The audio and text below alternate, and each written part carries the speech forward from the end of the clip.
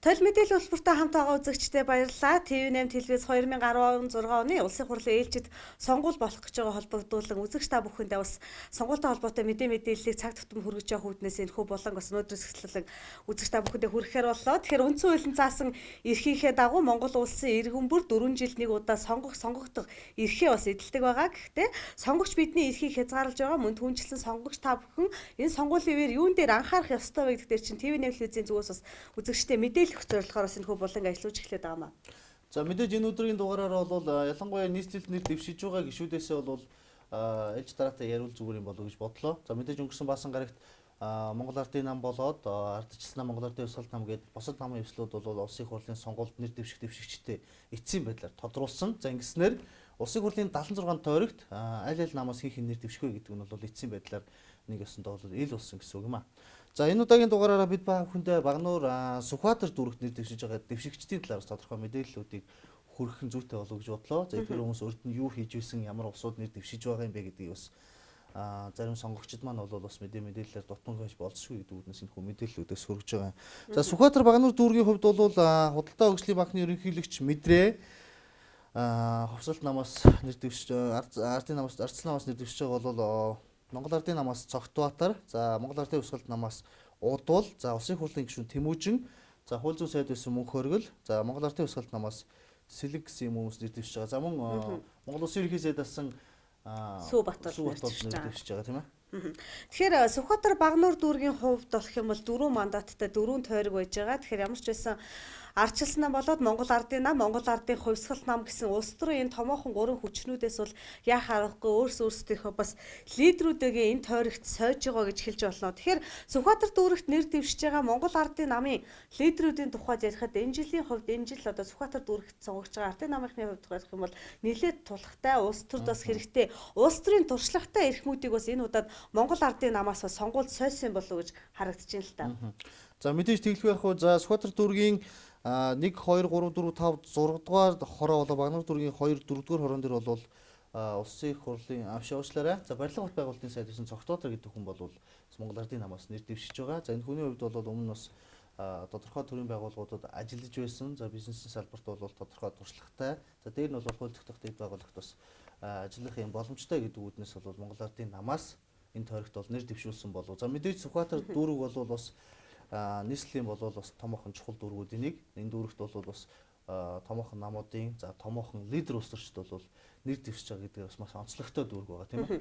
Зогтоодор сайдын хувьд бол барилга бот байгуулалтын сайд багтаа ипотекийн 8% болоод ипотекийн 5%-оор шилжих асуудлыг өөрөө гарчлан бас нэлээд их ярьжсэн. Хэвлэл мэдээллийн хэрэгслүүдээр бас нэлээд олон талаараа ярьжсэн. Иргэдэд ч гэсэн орон сууцтай болох сонирхолтой залуу гэр бүлүүдэд төрийн албан хаагчтай бас нэлээд дэмжиж ажиллаж исэн гэдэг хүнийхэн хувьд бас үзэгчд болоод Сүхбаатар дүүргийн сонгогчд бас мэдж байгаа хаа гэж бодож байна.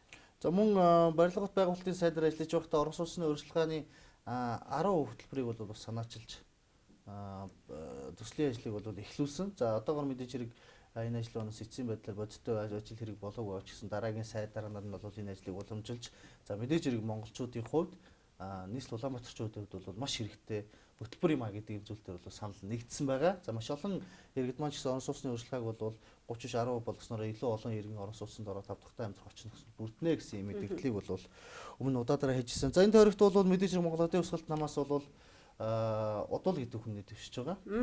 Тэгэхээр Монгол Ардын ёсголт намаас нэр дэвшигч Удуулын хувьд бол Монгол Ардын ёсголт намын гишүүн эрүүл мэндийн сайд байсан гэдгээр нь бас үзэгчд болоо сонгогчд нэлээдгүй мэдэх байх. Монгол Ардын хувьсгалт нам ардчилсан намтай эвсэд засагт орсон цагаас эхлээд жил гаруй хугацаанд эрүүл мэндийн бас сайдын албан тушаалыг хашиж байсан гэдэг нь улдуу сайдыг мэдэх байх. Тэг ямар ч байсан энэ жилийн хувьд ардын намаас бас нэлээд тулхтай улс төрчтэй Сүхбаатар дүүрэгт оруулж гэж харахаар байгаа. Удал сайдын хувьд бол жил гаруй эрүүл мэндийн сайд хийсэнээс хойш одоо бол яг намын гишүүнийхээ бахурлын гишүүнийхээ үүргийг гүйцэтгэж явж байгаа гэхээс өөр мэдээлэл бол сонгогчд өгчих мэдээлэл алга байна л да. За мөн арсан намаас Худалдаа хөгжлийн банкны ерөнхийлөгч Мэдрээ гэдэг хүн нэр дэвшсэн байгаа. Бизнесийн салбарт олон жил үйл ажиллагаа, доктортой үйл ажиллагаа явуулсан банкыг бол бас удирдах авч явж исэн. Бизнесийн салбарт бизнесийн хувийн тус тодорхой төвшний мэдлэг боловсролтой гэдэг үүднээс бол энэ Мэдрээ гэдэг хүнийг улсын хурлын сонгуульд нэр дэвшүүлсэн болов уу гэж бодож байна. За Сүхбаатар дүүргийн дараагийн тойрогт бол улсын хурлын гишүүн Тэмүүжин бол бас ардсан намаас нэр дэвшсэн байгаа бол за Монгол Ардын намаас хууль зүйн сайд болсон улсын хурлын гишүүн асан За мөнх хоригдол нэр дэвшсэн байгаа. За мөнх хоригдол гэдэг нэр дэвшигчийн хувьд бол мэдээж хэрэг үзэгч нар сайн мэдэж байгаах өмнө нь бол бас засгийн газар тодорхой хэрэгцээтэй олон үйл ажиллагаанд оролцож ирсэн. За дурдаад ярих юм бол яг засгийн газрыг бас төлөөлөөд олуулсан шүүхтэр бол бас олон шүүх хурлууд дээр оролцож байсан.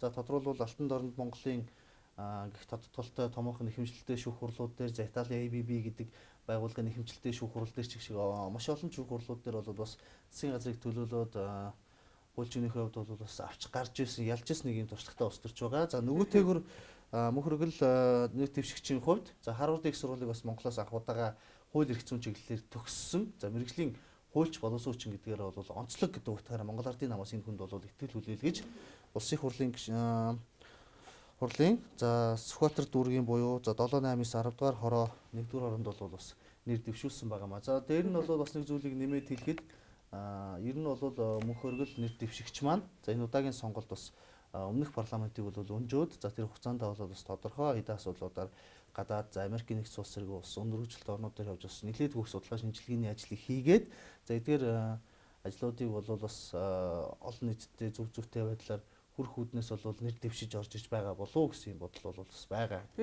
Үзэгчдээ дахин хэлэхэд TV8 телевиз 4 жилд та бидний эдэлдэг сонгогдсон эрхээ эдлэгтэй бас ямар нэр дэвшигч одоо нэр дэвшиж байгаа энэ нэр дэвшигч ер нь улс их орны хөдлөө юу хийж бүтээж байсыг энэ хүн гарснараа төр хэрэгтэй юу хийж чадах вэ зэрэг олон мэдээллийг олж авах болов гэсэн үүднээс бас үзэгч та бүхэндээ мэдээлэл хүргэж байгаа. Тэгэхээр мөнх хоригдол нэр дэвшигчийн тухайд бол хууль зүйн сайд байсан. Хуулийн салбарт нэлээд туршлагатай, тулхтай мэрэгжлийн хүн гэдгээрээ бас бусад нэр дэвшигчдээс бас онцгойж байгааг хэлэх нь зүйтэй байна. Мэдээж хэрэг хууль зохиогчдод байгууллагт нэр дэвшиж сонгогдож байгаа гэдэг утгаараа бол за төрийн албанд олон жил ажилласан. За тэгээд мэрэгжлийн боловсрууччин за дээр нь бол бас олон улсад хүлээн зөвшөөрөгдсөн мэрэгжлийн өндөр зэрэглэлийн хуульч гэдэг утгаараа хууль зохиогчдод байгууллагт бол оруулах шаардлагатай гэж бол наман дэмжсэн болов гэсэн юм бодлоо.